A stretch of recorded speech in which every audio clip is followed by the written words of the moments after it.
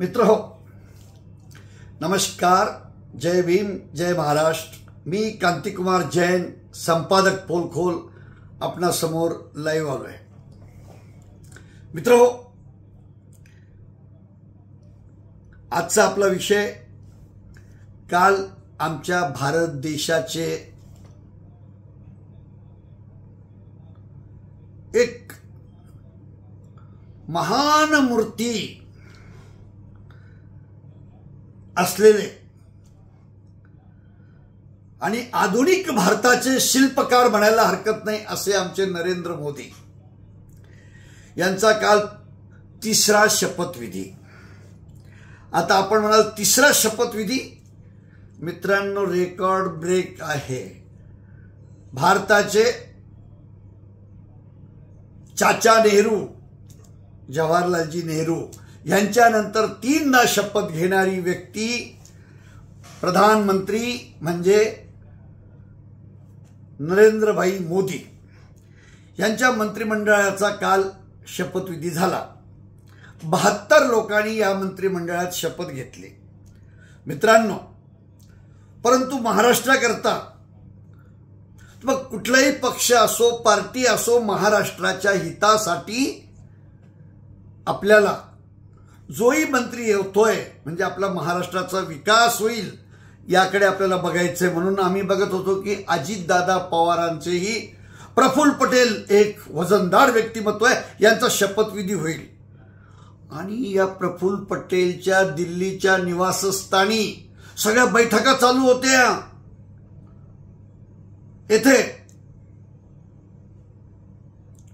महाराष्ट्राचे लाडके उपमुख्यमंत्री देवेंद्रजी फडणवीस पण तिथे बैठकीला येणे जाणे सुद्धा चालू होते असं सुद्धा सूत्रांकडून कळते। परंतु अचानक काल शपथविधी झाल्यानंतर वाटलं की अजितदादा गटाचा एकही मंत्री नाही। असं काय घडलं? कुठे माशी शिंकली? प्रफुल्ल पटेलचा पत्ता का कट झाला? मित्रहो, यूही शरद पवारांना जानता राजा म्हणत नाही। हाँ मित्रांनो, कुछ न कुछ शरद पवार साहब की गहरी चाल होंगी। म्हणूनच काहीतरी घडलंय। नुकत्याच आलेल्या माहितीनुसार इकडे मंत्रिमंडळाचा विस्तार चालू आहे आणि या विस्तारामध्ये या भारताचे उद्योगपती गौतम अदानी साहेब, आता हे नाव आपल्याला काही सांगायची गरज नाही। हे जिल्ह्यात नव्हे, महाराष्ट्रात नव्हे, देशात नव्हे तर परदेशातही संपूर्ण जगात प्रसिद्ध असलेलं असं नाव म्हणजे गौतम भाई अदानी यांची भेट सिल्वर ओक मध्ये शरद पवारांशी होते। ते पवार साहेबांकडे येतात, त्यांची चर्चा होते आणि त्या 40 मिनिटांमध्ये काहीतरी असं घडतं।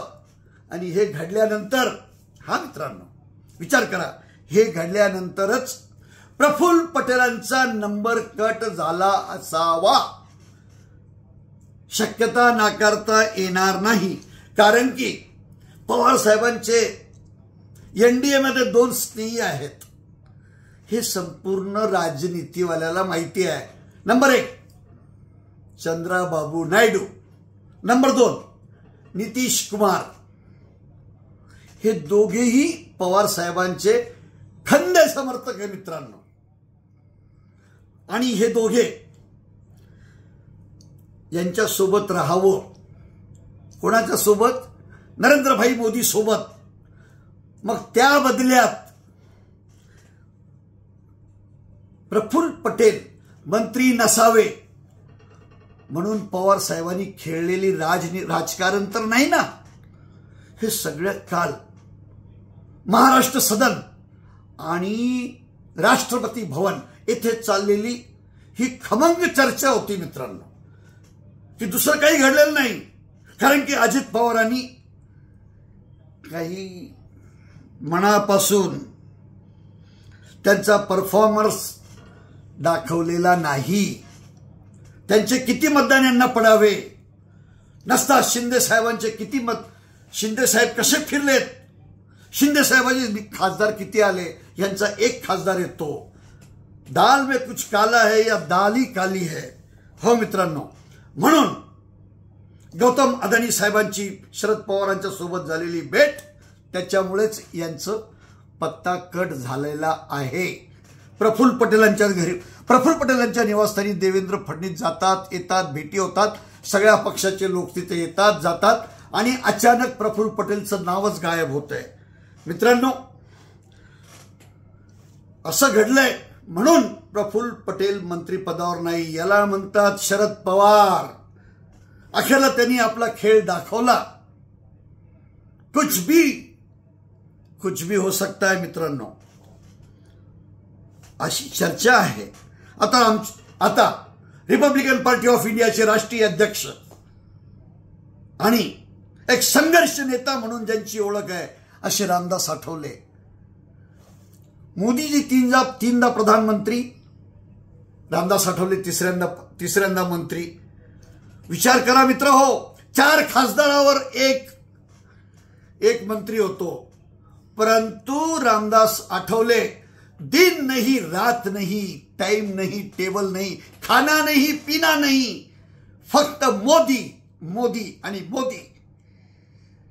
या लोकसभेसाठी सभेंचा काय धडाका लावला, सभेंचा उच्चांक या असं रामदासजी आठवलेंनी तोडलाय मित्रांनो. आणि त्याचंच बक्षीस म्हणून भाजपाने, मोदी साहेबाने, देवेंद्रजी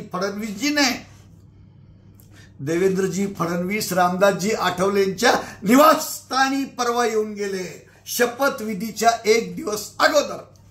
हा मित्रांनो, हे याचं फळ आहे. नसता बघा अजितदादाचा झाला, हे मोदीजींनी दिलं आठवलेंना फळ आणि अजितदादाचा होतोय खेळ. काय मित्रांनो, याला म्हणतात राजकारण. तर असं आहे. यामुळे फक्त ह्या गोष्टीमुळे प्रफुल्ल पटेलांचा नंबर कट झाला. कोणी काही चर्चा करो, मात्र हे खरं आहे. कारण की आता शरद पवारांना वाटतंय की एकतर अजितदादांनी रिव्हर्स गेअर टाकावा, अजितदादांचं इथे जमत नाही अशी सुद्धा चर्चा आहे. मग त्यासाठी हा प्रफुल्ल पटेलचा नंबर कॅन्सल. तर मित्र हो, ही अशी राजकारणाची खेळी आहे. आता बघूया काय मोदीजी रामदासजी आठवलेंना कुठलं खातं देत आहेत, काय देत आहेत, याकडे सगळं लक्ष आहे. मित्रो, मी आज हा खास व्हिडिओ, कालच ऐकलेली माहिती दिल्लीहून आपल्याला खास देत आहे. मित्रो, माझा आजचा व्हिडिओ आपल्याला कसा वाटला नक्की शेअर करा, सबस्क्राईब करा आणि लाईक करा. आणि आपण पोलखोलचे व्हिडिओ अवश्य बघा, कारण की लाखो व्ह्यूज पोलखोलला आहे. असंच आपलं प्रेम, आपला आशीर्वाद कायम असू द्या. धन्यवाद. नमस्कार. जय भीम, जय महाराष्ट्र, जय हिंद.